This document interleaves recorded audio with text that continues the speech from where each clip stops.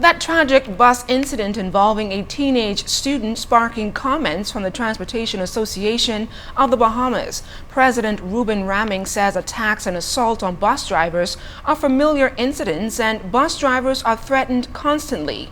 He is hoping with several people now in police custody, the victim's family can not only get closure, but justice. You want to lose their life. It's just profound. It cuts through the whole fabric of our existence, not only in transportation, but as a country and as parents. President of the Transportation Association of the Bahamas, Ruben Raming, is expressing a heartfelt sorrow and condolences to the parents and family of that government high school student killed while riding a bus to school on Friday morning. He says members of the association are mourning with the family as the incident could have hit even closer to home.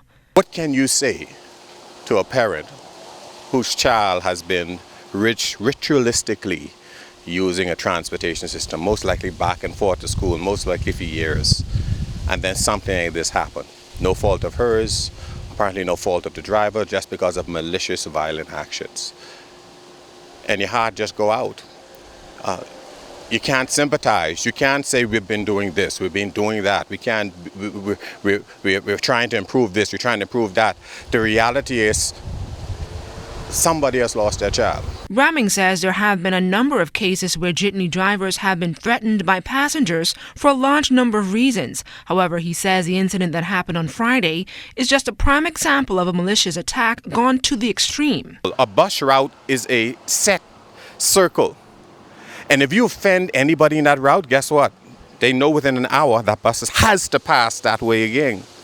And there have been many instances where a lot of the operators suffer a lot of abuse simply because when a guy want to just walk off a bus and don't pay, they just say, you know what, let's just leave that because he's getting off in a certain area.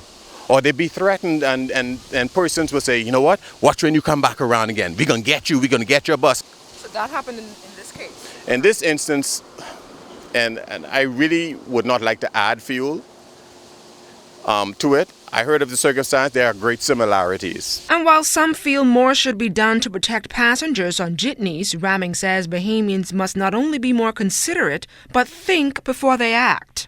But this is one of these scenarios that impacts the human nature. You understand? You driving your car, you could have a bulletproof glass, but what if you're just enjoying the Bahamian air and your window's down and somebody throws a stone? Actually, what needs to be enacted is people need to have an heart. They need to have a respect. They need to think twice before they do something.